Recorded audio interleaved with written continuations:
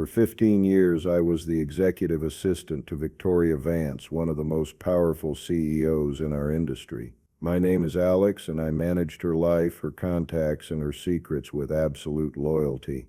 Last month, she replaced me with someone half my age and offered me a paltry severance package. She thinks my loyalty was to her. In reality, it was to the smooth functioning of her empire. I just launched my own boutique consulting firm. My only service is strategic access. All those executives, politicians, and investors whose calls I used to screen for her are now my first clients because they know that if you want to get something done, you don't call the queen, you call the man who built the castle. If you've ever been made to feel invisible at the one place you gave everything to, if you've ever been told your experience was a liability instead of an asset, then you know exactly where this story is going. Stick around and let me know in the comments if any of this sounds familiar. And don't forget to subscribe because we've all got stories to tell. The conference room felt like a sterile white box designed for euthanizing careers. It was on the 48th floor, the executive floor, a space I had practically designed myself down to the specific tint of the smart glass that looked out over the city.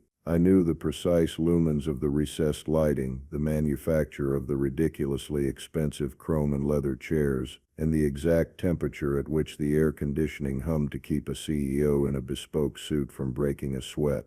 For 15 years this floor had been my domain. Today it was my abattoir. Victoria Vance sat across the polished obsidian table from me. She wasn't looking at me, of course. She was studying a hangnail on her thumb with the same detached intensity she applied to quarterly reports that showed a dip in profit.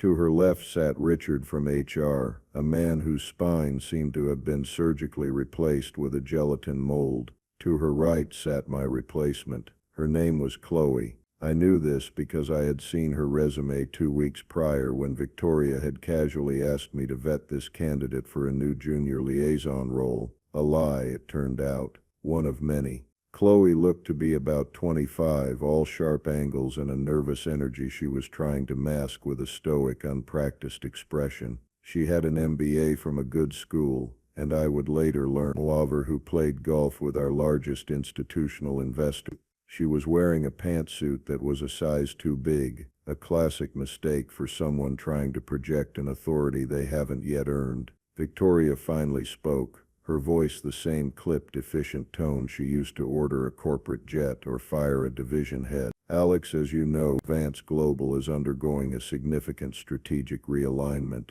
We're pivoting towards a more agile, digitally native operational model. I just listened. I had written those exact words for her a month ago for a press release about acquiring a startup in Bangalore. The irony was so thick I could taste it, metallic and bitter like old blood. She was using my words to execute me. As part of this restructuring, she continued, her eyes still avoiding mine, we've decided to eliminate the traditional executive assistant role. We're moving towards a more integrated chief of staff model. Chloe here will be stepping into that position. Chloe offered a small, rehearsed smile that didn't reach her eyes. I gave her a slow, deliberate nod. It wasn't her fault. She was a pawn, a shiny new piece on the board. The queen was the one making the move. Richard from HR slid a leather-bound folder across the table. It stopped perfectly in front of me. Even our office supplies were over-engineered for effect.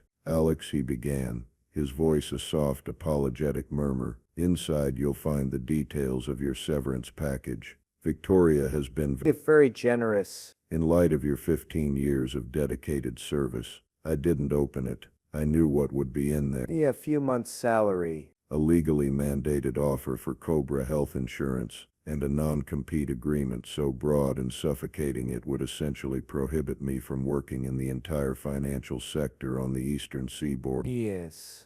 It was a document designed not to compensate but to neuter. 15 years is a long time, Victoria, I said. My voice was calm even. I saw a flicker of surprise in her eyes. She had expected me to be emotional, to plead, to show weakness. It was a fundamental misunderstanding of who I was. My value wasn't in my emotions, it was in my absolute control over them. Indeed, she said, finally meeting my gaze. Her eyes were like chips of ice. "And we are grateful. But the landscape is changing. We need new skills, fresh perspectives." Fresh, I thought, was a euphemism for cheap and malleable. I looked at Chloe again, who was now staring intently at the water carafe in the middle of the table, as if it held the secrets to the universe. She was out of her depth, and she knew it. "I see," I said. I stood up, my movements measured. "I trust my personal effects will be packed and sent to my home." I had a few things in my office: a framed photo of my wife Sarah, a small intricately carved wooden bird from a client in Brazil, my favorite coffee mug, trophies from a life I had built in the shadow of hers. "Of course," Richard squeaked, relieved that I was making it easy. "Then I believe we're done here," I said, looking only at Victoria. "Thank you for the opportunity. It's been educational." I turned and walked out of the room. I didn't look back. The walk from that conference room to the elevator was the longest of my life. I passed Victoria's office, my former office adjacent to it, now occupied by a young woman with a deer-in-the-headlights look. I saw Marcus, a sharp young analyst I'd mentored, peek his head out of his cubicle. He had a look of genuine shock and concern on his face. I gave him a subtle, almost imperceptible shake of my head. "Don't get involved. Don't put a target on your own back." He understood. He ducked back inside. Others, people I had helped secure promotions for, whose kids' birthdays I had remembered, whose personal crises I had discreetly managed, now found their computer screens to be the most fascinating things they had ever seen. Their silence was a form of cowardice. But I understood it.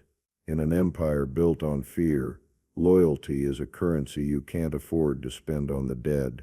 As the elevator doors closed, sealing me off from the world I had so meticulously managed, I felt a strange sense of calm. It wasn't relief. It was the quiet, cold clarity of a general who has just lost a battle, but sees the entire map of the war laid out before him. Victoria thought she was cutting off a limb. She had no idea she was merely releasing her guard dog from his leash. She thought my loyalty was to her, a classic mistake of the arrogant. My loyalty was never to the queen. It was to the castle. And the man who builds the castle knows where all the secret passages are. He knows which walls are load-bearing and which are just for show. And most importantly, he knows exactly which stone to pull to bring the whole thing down. The drive home was a blur. I remember the sensation of the leather steering wheel under my hands, the familiar weight of the car, the city lights smearing past the windows. It was all happening on a screen, a movie I was watching about someone else's life. When I pulled into my driveway, I didn't go inside right away. I just sat in the silence of the garage, the engine ticking as it cooled. The hum was a stark contrast to the storm of thoughts in my head. 15 years. 15 years of 60-hour weeks, of missed anniversaries and canceled vacations, of waking up at 3 a.m. to handle a crisis in the Hong Kong market, of knowing the dietary restrictions of 100 different billionaires, of being the silent, invisible engine in a machine that bore her name, all for a 15-minute meeting and a folder full of legal documents designed to erase me. The word she'd used, eliminate, kept echoing in my mind. You eliminate a problem, a redundancy, a line item on a budget. You don't eliminate a person. The clinical cruelty of it was the part that finally broke through my practiced composure. A cold, heavy weight settled in my chest. It wasn't anger, not yet. It was a profound, hollow sense of grief. The grief of a patriot who realizes the country he served no longer exists. I finally went inside. The house was quiet. Sarah was still at work. She was a landscape architect, a job that involved creating beauty and order from dirt and chaos, a fitting parallel to my own, I suppose. I walked through the kitchen and out the back door, onto the patio. There, in the corner of our modest suburban yard, was my sanctuary, a Japanese rock garden. It wasn't large, maybe 10 feet by 12, enclosed by a low bamboo fence. I had built it myself years ago. A project to quiet my mind. It was a world of order, white sand, a few carefully chosen moss-covered boulders, and a single windswept Japanese maple. I picked up the rake, its wooden handle worn smooth from use. I began to draw long, straight lines in the pristine sand. The repetitive motion, the gentle scrape of the tines, was a form of meditation. It was what I did when Victoria's world became too chaotic, when a deal was falling apart, or when a political firestorm was brewing. I would come out here and rake the sand, imposing a serene, logical pattern onto a small piece of the universe. It was the only thing that was truly mine, a space where I had complete control. As I worked, the flashbacks started, not as memories but as exhibits in the case I was building in my own mind. Exhibit: the Tanaka incident. It was 4 years ago. Vance Global was on the verge of a landmark partnership with Kaito Tanaka, the patriarch of a massive Japanese conglomerate. The deal would open up the entire Asian market. It was Victoria's legacy project. A week before the final signing, a rival firm started a rumor, a whisper of accounting irregularities at one of our European subsidiaries. It was baseless, but it was enough to make Tanaka hesitate. Victoria was at a spa retreat in Aspen, a digital detox she called it. She was unreachable. Her instructions were clear: handle it, Alex. Handling it meant I was on a plane to Tokyo within 3 hours. I didn't call Tanaka's office. I knew from my research, my real work, that he was a man who valued honor and personal gestures above all else. Victoria saw him as a difficult, stubborn old man.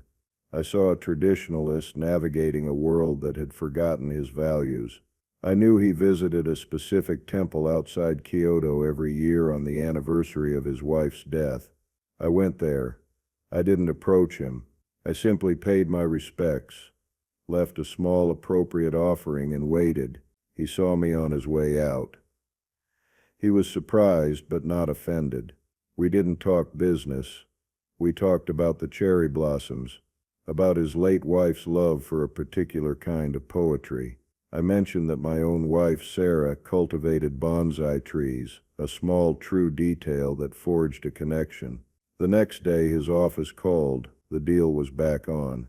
When Victoria returned, tanned and rested, I gave her the summary. "The Tanaka situation is resolved," I said. She nodded, distracted by an email. "Good. Knew you could handle it." She never asked how. She didn't care about the how. She just assumed the gears of her empire turned themselves. I was the one with oil on my hands. Exhibit B, the leaked memo. 7 years ago, a merger with a German manufacturing giant. In a moment of sheer arrogance, Victoria had dictated a memo to me outlining her post-merger plans. It was brutal.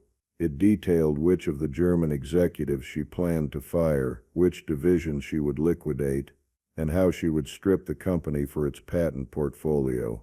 It was corporate raiding dressed up as synergy. The memo was for her eyes only, a private war plan, but a glitch in a new email server I had warned her was not secure. Sent it to a low-level administrative assistant in the Berlin office. Panic. Absolute world-ending panic. If that memo went public, the deal was dead, and Vance Global would face lawsuits that would cripple it. Victoria locked herself in her office. For the first and only time, I saw her lose control. She was terrified. I stepped into the breach. For the next 72 hours, I lived on black coffee and sheer adrenaline. I called in favors from journalists I had cultivated over the years, not with bribes, but with access and reliability. I worked with our PR team, but I also worked my own back channels, feeding a different, more palatable story to the right people. I tracked down the admin in Berlin, not to threaten her but to appeal to her. I discovered she was worried about her own job post-merger. I had our German legal team quietly draft a generous retention bonus and employment contract for her, contingent on her signing an ironclad NDA and deleting the email. I presented it as a proactive goodwill gesture from the company. It worked. The story was contained. I took the official blame, of course. I told the board I had mishandled the distribution of a sensitive internal document.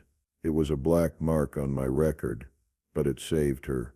Her only comment to me, after the smoke cleared, was to slide a bottle of 25-year-old scotch across her desk. "You're a lifesaver, Alex," she'd said, already moving on to the next crisis. A lifesaver, like a life raft to be inflated in an emergency and discarded once you reach the shore. Exhibit C. Marcus. He came to the company 5 years ago, a brilliant kid from a state school with a fire in his belly. He was smarter than half the Ivy League new hires, but he didn't know how to play the game. He was quiet, and his talent was being overlooked. I saw it. I saw myself, 30 years younger. I took him under my wing. I made sure his analyses landed on the right desks, with his name on them, not mine. I taught him how to navigate the shark-infested waters of the corporate hierarchy. I showed him how to present his ideas in a way that made the VPs think they had come up with them themselves. It was the art of invisible influence. He trusted me completely, and I knew in the back of my mind that cultivating such loyalty was not just an act of kindness. It was a strategic investment. Competence isn't cheap until you lose it. And loyalty, that's an asset they never even think to put on the balance sheet. The sand in the garden was now a perfect, serene ocean of lines. My breathing had slowed. The grief was crystallizing into something harder, something colder. It was resolve. Sarah came home a little while later. She found me sitting on the patio steps, staring at the garden. She didn't say anything at first.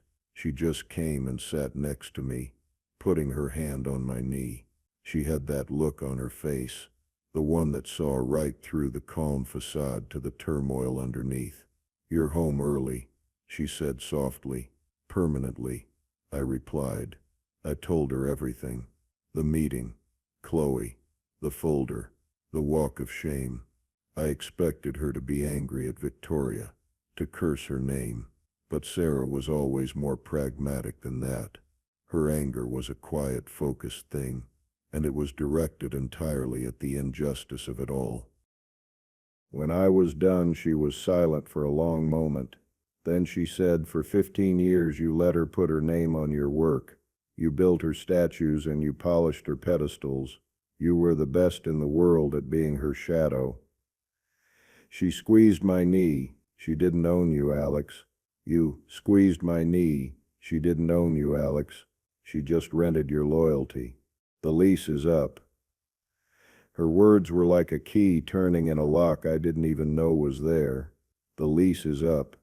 It wasn't an ending. It was a liberation.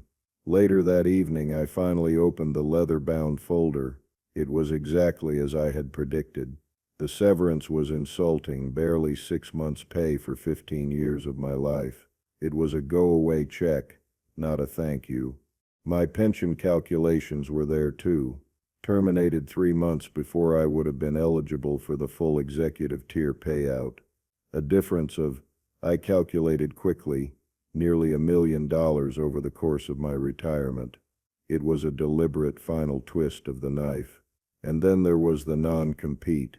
It was a masterpiece of legal overreach, written by a junior lawyer who clearly billed by the word.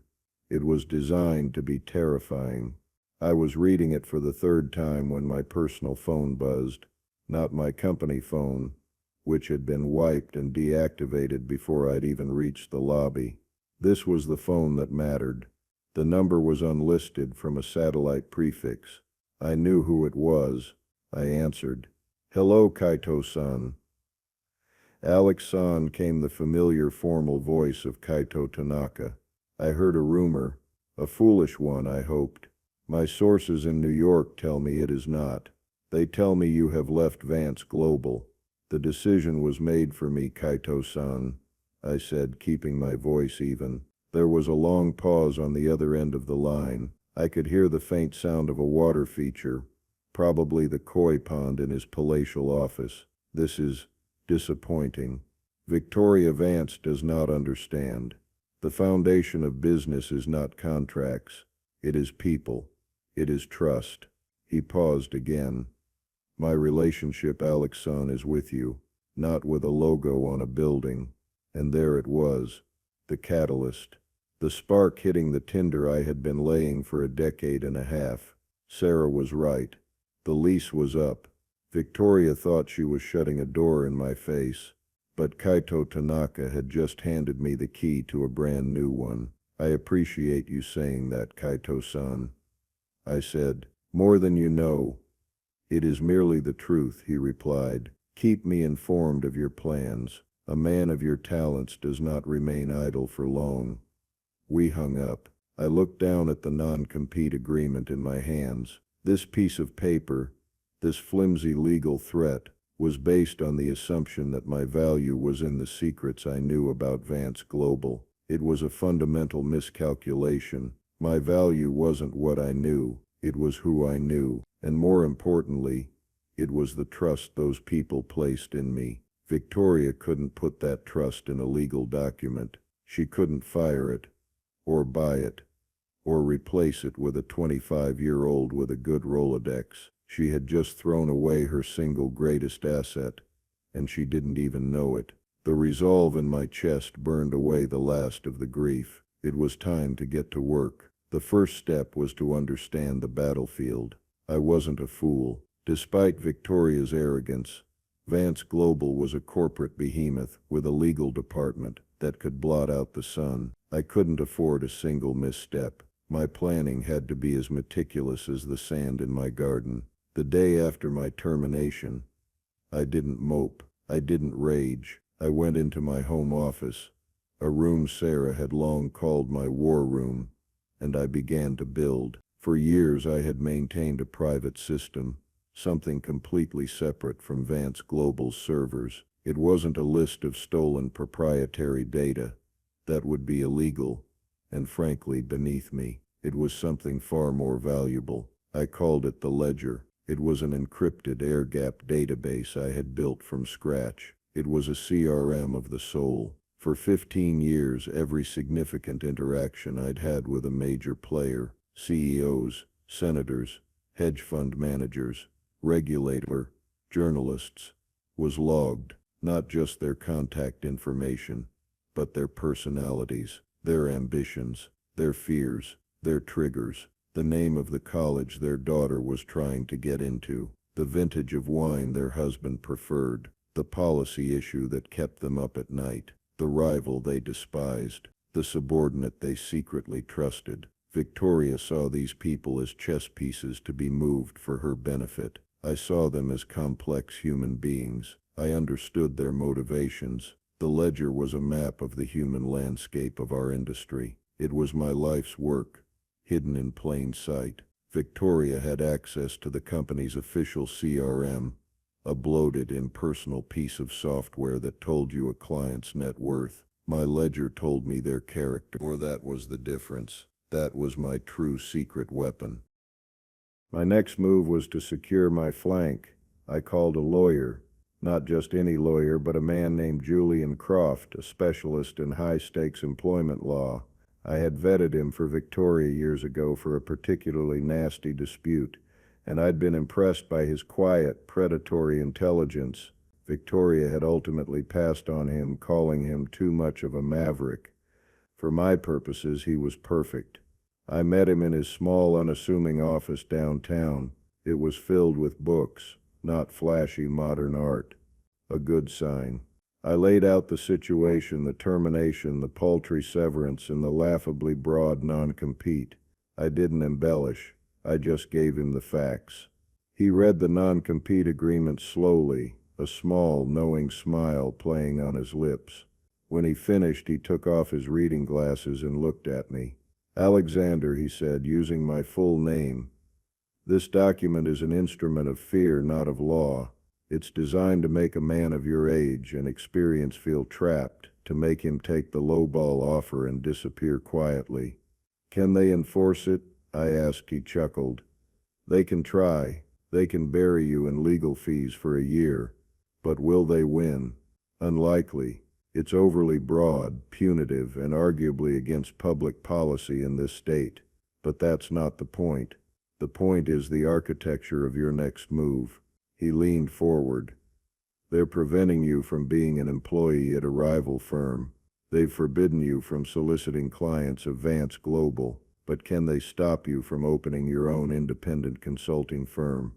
Can they stop you from providing a service that isn't asset management or financial advice, but something more esoteric? Can they stop Kaito Tanaka from calling you for your opinion? No. The language here, he tapped the document, is sloppy. It's the work of an arrogant legal team that assumed you would roll over. He then outlined a strategy. We would form a new LLC. Not a competing financial firm, but a strategic consulting agency, a boutique service. The name was critical. It had to be precise. My service wouldn't be managing money. It would be managing access. We don't fight them on their battlefield, Julian concluded. We create a new one where their rules don't apply. We don't steal their clients. We simply make ourselves available to the people who are already looking for a way out. We become the alternative. And we do it all with a paper trail of impeccable legal compliance. I left his office feeling 100 pounds lighter. The path was clear. The fear they had tried to instill in me was gone, replaced by a cold, sharp focus. That evening I made my second crucial call. It was to Marcus. I used a secure messaging app. I was brief. Are you free to talk? His reply was instantaneous.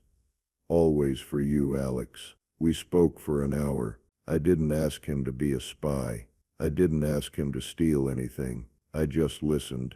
The picture he painted was one of escalating chaos. It's a mess, Alex, he said, his voice low.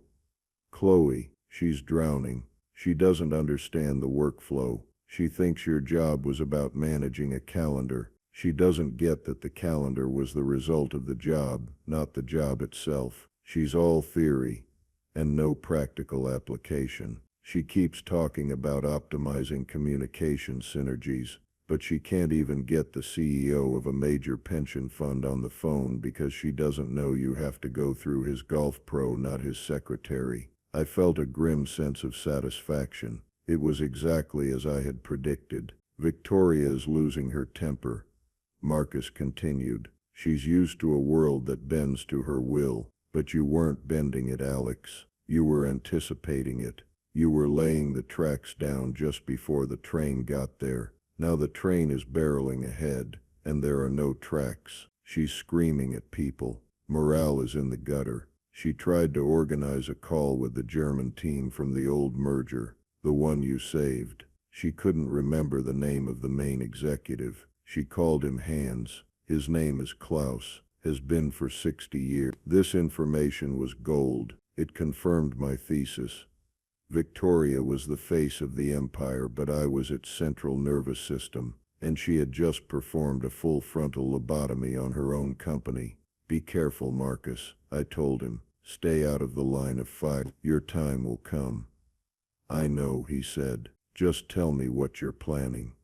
I want in. Patience, I said. This isn't a brawl. It's a siege, and sieges are won by cutting off supplies, not by charging the gates. The final piece of my plan involved Kaito Tanaka. My relationship with him was my queen on the chessboard, but it wasn't enough for him to be my client. I needed to understand the full scope of his dissatisfaction with Vance Global, to leverage it with surgical precision. I spent the next 2 days compiling a dossier from the ledger, focusing entirely on our history with Tanaka's conglomerate. I reviewed every deal, every interaction, every near disaster that I had quietly averted. I saw the pattern clearly. Tanaka valued stability, honor, and long-term vision.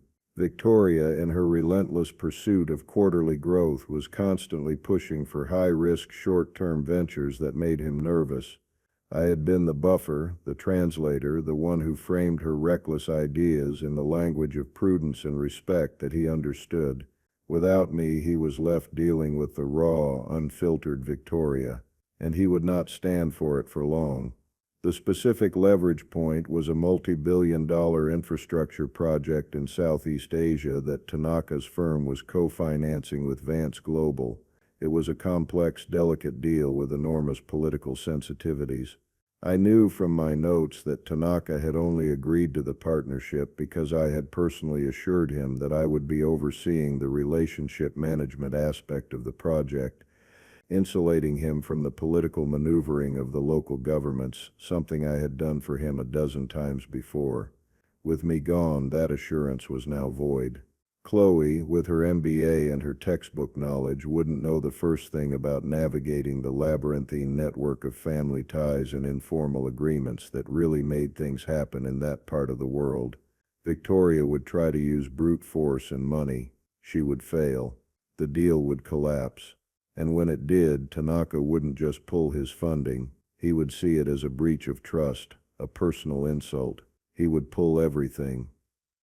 There it was, the entire plan. A new, legally airtight company, an inside source on the growing chaos, and a key client relationship primed to detonate, taking a significant portion of Vance Global's projected annual revenue with it. I went back to my rock garden that evening. I didn't rake the sand. I just stood there looking at the ordered, peaceful scene. Victoria had taught me a valuable lesson in our final meeting. Business, to her, was impersonal. A series of transactions. She had made my firing a simple, cold transaction. I was about to teach her that the most successful business is always deeply, deeply personal. She thought she'd just saved money by firing an expensive assistant. She was about to find out the true meaning of the phrase competence isn't cheap, especially when you lose it. The creation of my new firm was an exercise in quiet, deliberate speed. Julian, my lawyer, handled the paperwork with brisk efficiency. Within 48 hours, Access Strategic Consulting LLC was a registered legal entity. The name was perfect. It was precise, professional, and hinted at a value proposition that was both powerful and intangible. My home office was now my corporate headquarters. The overhead was virtually zero. My asset was in my head, not in a skyscraper. My first move was not a dramatic announcement. It was a whisper. I drafted 3 emails. They were identical in their construction, brief, respectful, and direct. They were not solicitations. They were notifications. The first went to Kaito Tanaka's private address. The second went to the personal email of Eleanor Vance, no relation to Victoria, the formidable chief of staff for a powerful senator on the finance committee. Eleanor despised Victoria's grandstanding, but had always appreciated my no-nonsense efficiency. The third went to a man named David Chen, a reclusive hedge fund manager known for his aggressive strategies and his hatred of corporate bureaucracy. He and I had a quiet understanding. I got him what he needed from Vance Global without the painful necessity of him ever having to speak to Victoria directly. The email read, "Dear Name, I am writing to inform you that I have concluded my tenure at Vance Global. I have established my own independent firm, Access Strategic Consulting. My purpose is to provide discreet, high-level strategic counsel and access for a select clientele. My loyalty, as always, is to the objective. I am now available. Sincerely, Alex." I hit send on all 3 emails at precisely 9 a.m. on a Monday morning. Then I closed my laptop. I had planted the seeds. Now I just had to wait for the roots to take hold. I didn't have to wait long. The first tremor hit Vance Global 90 minutes later. My phone buzzed with a message from Marcus. IT started. Tanaka's Tokyo office just called, spoke to Chloe. They informed her that all future communications regarding the Southeast Asia infrastructure project are to be routed through Mr. Alex's new firm for review. Chloe was completely blindsided. She told them that was not compliant with established protocols. They said, "We are establishing a new protocol," and hung up. I smiled. Kaito-san had not wasted a moment. He understood the language of power. This wasn't a request, it was a directive. He had just publicly declared his allegiance. Marcus's messages kept coming in a frantic stream. Victoria just came out of her office. I've never seen her this color. She's demanding to know who Access Strategic Consulting is. Chloe is scrambling, trying to Google it. She looks like she's about to cry. A few minutes later, Eleanor Vance's office just called. Canceled the quarterly briefing with Victoria for this Friday. No reason given, just postponed indefinitely. The senator was supposed to give the keynote at our upcoming investor conference. That's a huge blow. And then the final piece, David Chen's analyst just emailed. They're pulling their $700 million fund from our management. The email was one sentence: we are reallocating our portfolio. Victoria threw her coffee mug against the wall. In the space of a single morning, I had not stolen a single client. I had simply opened my door. And 3 of Victoria's most critical relationships had walked out of hers and knocked on mine. The combined financial and political fallout of those 3 moves was catastrophic. It wasn't just about the money Chen pulled, or the deal with Tanaka that was now on life support. It was about perception. These were bellwether players. When they moved, others noticed. The quiet confidence in Vance Global, the bedrock of its market value, had just developed a massive crack. Victoria, predictably, reacted with blunt force. By noon, I had a harshly worded letter from her legal team delivered by courier. It was a cease and desist, accusing me of tortious interference, breach of fiduciary duty, and misappropriation of trade secrets. It was all legal bluster, sound and fury signifying nothing. I forwarded it to Julian with a one-word message, as expected. Julian's reply was calm and immediate. Ignore it. It's a tantrum on paper. Let them scream into the void. The real battle wasn't in the legal filings. It was in the network. My phone began to ring. It wasn't clients. It was people from the secondary and tertiary layers of my network. A deputy commissioner at the SEC. A well-connected journalist from a major financial paper. A lobbyist for the tech industry. The calls were all variations on the same theme. Alex, I heard a rumor you're on your own now. What's going on over at Vance? Victoria's not taking my calls. I was polite, discreet. I revealed nothing negative. I simply confirmed my new venture. Yes, I've started a small consulting firm. It's been a very smooth transition. This, I knew, was more damning than any accusation. My placid success was a direct contrast to the chaos they were experiencing when dealing with my old firm. I was the calm in the middle of her storm. The public reveal, when it came, was not orchestrated by me. It was a natural consequence of the new reality. David Chen, my hedge fund client, had been trying for a year to get a private meeting with Senator Vance's committee to discuss a new piece of crypto regulation. Victoria had repeatedly failed to make it happen. Her approach too clumsy and demanding. Eleanor, the senator's chief of staff, wouldn't give her the time of day. I made one call to Eleanor.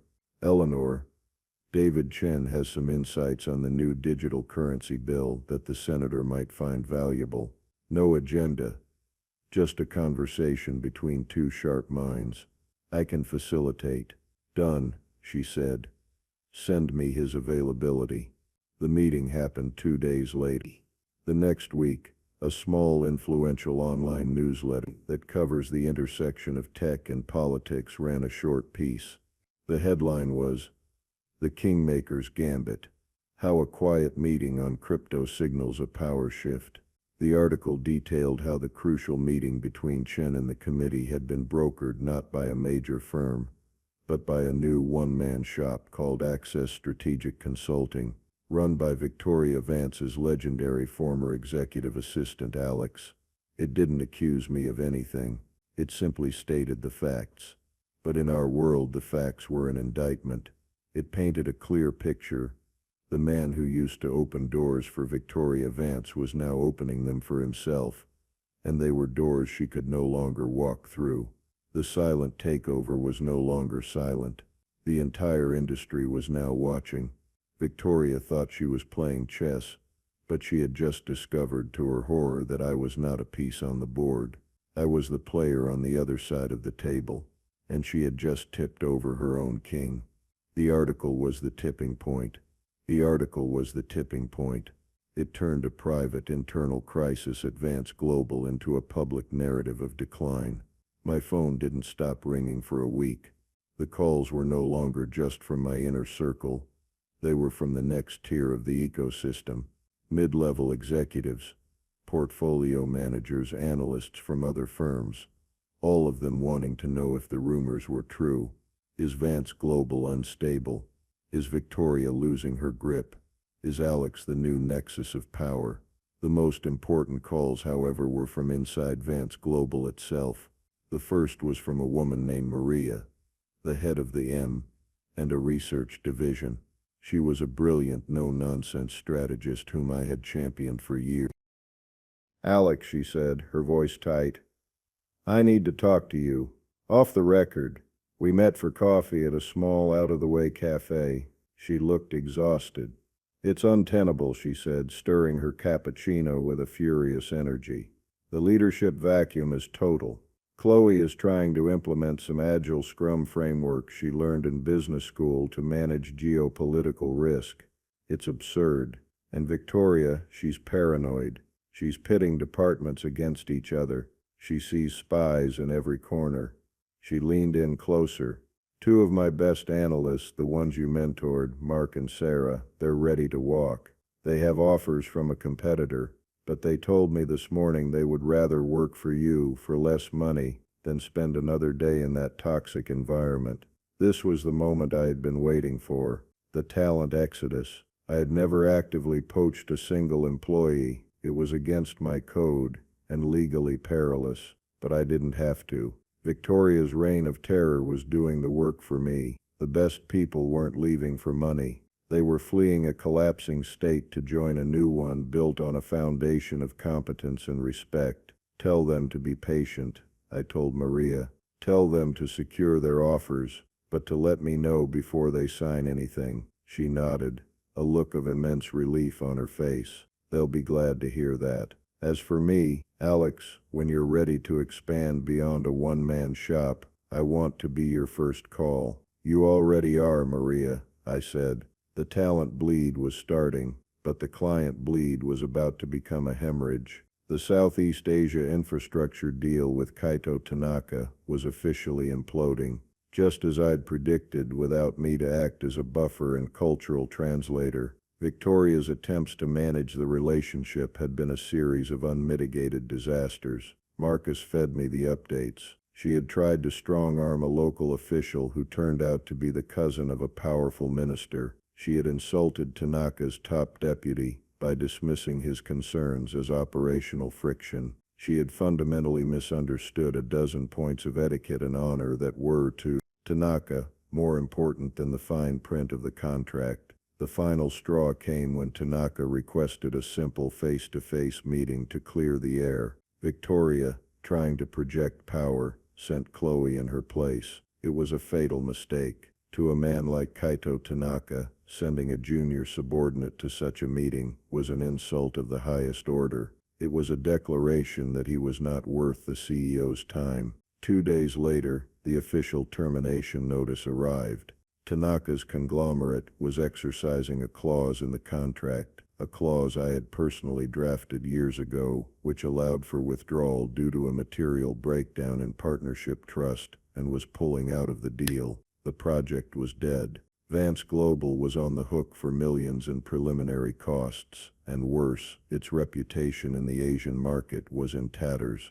The news hit the financial wires like a thunderclap. Vance Global's stock dropped 12% in a single day. The narrative was set in stone. Victoria Vance had lost her touch. The magic was gone. That afternoon my personal phone rang. It was her. The caller ID just said Victoria Vance. I let it ring 4 times, then answered. "Alex," I said, my voice perfectly neutral. "What did you do?" she hissed. There was no preamble, no greeting, just raw, undiluted fury. The carefully constructed facade of the powerful CEO had been stripped away, leaving only the panicked, angry woman underneath. "I'm not sure I know what you mean, Victoria," I said calmly. "Don't play dumb with me." She almost shouted, "Tanaka, Chen, the senator, this is you. You've been poisoning them against me. You're stealing my clients. You're violating your non-compete. My lawyers will bury you, Alex. I will ruin you." I listened to her threats, her voice tight with a desperation I had never heard before. She was flailing, throwing wild accusations because she couldn't comprehend what was actually happening. She couldn't grasp that I hadn't done anything to them. I had simply stopped doing things for her. This wasn't an attack. It was a withdrawal. The withdrawal of the competence she had taken for granted for 15 years. When she finally paused to take a breath, I spoke. "Victoria, you should listen to your lawyer. I'm sure they've told you that I haven't solicited a single one of your clients. I haven't shared a single piece of proprietary information. I have simply made myself available to people who value my counsel. People, it seems, who no longer value yours." There was a choked sound on the other end of the line. She changed tactics. The anger was suddenly gone, replaced by a bizarre, cloying tone of conciliation. It was the most dishonest thing I had ever heard from her. "Alex, listen," she said, her voice now smooth as silk. Maybe I was hasty. The market is tough. I was under pressure. The chief of staff role, it's still open. It's yours. We can double your old salary. A new title, more responsibility. We can put all this behind us. We were a great team. The offer was so galling, so utterly devoid of self-awareness, that I almost laughed. She was offering me a promotion to come back and save her from the mess she had created by firing me. She wasn't offering it out of respect. She was offering it out of sheer terror. She was trying to buy back the magic she had thrown in the trash. I let the silence hang in the air for a few long seconds. I wanted her to feel the weight of her desperation. "Victoria," I said finally, my voice as cold and clear as a winter morning, "why would I want to be chief of staff in a crumbling castle? My new clients, they're the kings and queens of their own realms, and they seem to appreciate that if you want to keep your kingdom secure, the first person you pay is the man who built the walls." I didn't wait for a reply. I hung up. The power shift was complete. She had been the queen, and I the servant. Now she was a desperate ruler begging for aid, and I was a foreign power with no intention of giving it. The final act played out, not with a bang, but with the quiet, inevitable crumble of a rotten foundation. Months passed. Access Strategic Consulting was no longer a one-man shop. My office was now a sleek, minimalist suite of rooms in a boutique building downtown. Maria, the former head of M&A research, was my first partner. Marcus and the two other top analysts from Vance Global had joined shortly after, their non-competes easily nullified by Julian as they were joining a consulting firm, not a direct competitor in asset management. We were a small, elite team, a scalpel in a world of sledgehammers. We were handling the most sensitive and complex files for Kaido Tanaka, David Chen, and a growing list of clients who had quietly defected from the major players. We didn't manage their money. We managed their risks, their relationships, and their access. We were the secret weapon for the powerful. My paltry severance had become the seed money for a firm that was now, by any rational measure, more influential per capita than the behemoth I had left behind. The confrontation, when it came, was not in a boardroom, but in the hushed, gilded dining room of a 3-star restaurant. I was there with Kaido-san and a new client, a Swiss industrialist we were advising. We were celebrating the successful, quiet restructuring of a deal that would have been impossible a year ago. I saw her across the room. Victoria. She was at the bar, alone. The power suit was still immaculate, the hair perfectly coiffed, but there was a fragility to her I had never seen before, a slight slump in her shoulders, the look of someone who had been holding their breath for too long. She looked older. She looked diminished. Our eyes met. A flicker of something, recognition, hatred, regret, passed between us. She picked up her drink and walked over to our table. My clients fell silent. watching the drama unfold with polite curiosity. She stood over me, her knuckles white where she gripped her glass. "You?" she said, her voice a low, venomous whisper. "You did this. You destroyed everything I built." I didn't stand up. I looked up at her, my expression unreadable. I gestured subtly to Kaido-san, a man she had tried and failed to court for years, and to the Swiss industrialist, a man who represented a contract bigger than any she had lost. "No, Victoria," I said, my voice calm and steady, audible only to our table. "I didn't destroy anything. I just stopped holding it all up for you." I looked her directly in the eye. "You made the classic mistake of every failed ruler. You thought the throne was the source of power. You forgot that real power lies with the people who make the throne worth sitting on. You forgot about the man who built the castle." She stared at me, her face a mask of stunned disbelief. She had expected a fight, an argument. She had no defense against the quiet, simple truth. There was nothing more to say. The checkmate was on the board. She turned, without another word, and walked away, a queen in exile in her own city. The news came a week later, not from the rumor mill, but in a formal press release. The board of Vance Global, facing a shareholder revolt and a catastrophic fourth quarter forecast, had accepted Victoria Vance's resignation, effective immediately. The company, a wounded giant, was being acquired by a larger rival for a fraction of its former value. It would be absorbed, its name erased, its legacy reduced to a cautionary tale told in business schools. Chloe, my replacement, had apparently been let go months prior. A piece of collateral damage nobody even bothered to mention. The empire was gone, dissolved into history. The final scene of my old life wasn't one of triumph, but of quiet contemplation. I was in my new office. It was late. My team had gone home. Maria had left a report on my desk, outlining a new strategy for a client that was both brilliant and elegant. Marcus had solved a logistical problem that had been plaguing a new project, using an insight I had taught him years ago. I looked out the window at the city lights. I wasn't a gatekeeper anymore. I wasn't a shadow. I wasn't the invisible man propping up someone else's ego. I was the architect of my own firm, built on a foundation of competence, trust, and loyalty, real loyalty, the kind that is earned, not demanded. I didn't seek revenge on Victoria Vance. Revenge is a messy, emotional affair.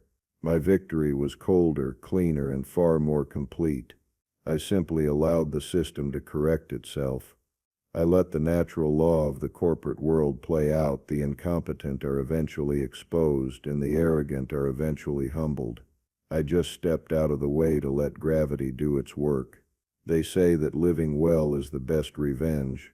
I suppose that's true, but I think there's a deeper truth for people like us, the ones who do the work, the ones who build the castles. The best revenge isn't living well. It's proving that you were the one who mattered all along. So I'll ask you again, have you ever felt invisible? Have you ever been the one holding it all together, only to be treated like a disposable part? They call it quiet quitting when people check out. But what about quiet competence? What about the years you spend being the load-bearing wall of a company, the silent foundation holding everything up while they hang prettier pictures on you and call it progress? They think you're just part of the furniture, a fixture, something that will always be there, until the day they decide to renovate. And then they act shocked when they knock out a wall and the whole roof caves in. My story isn't unique. I know there are thousands, maybe millions of you out there who are the real architects of the places you work. You are the institutional memory, the human relationships, the true source of the value that the people at the top claim as their own. Let me know in the comments if you've ever felt like the most valuable and yet most overlooked person in the room.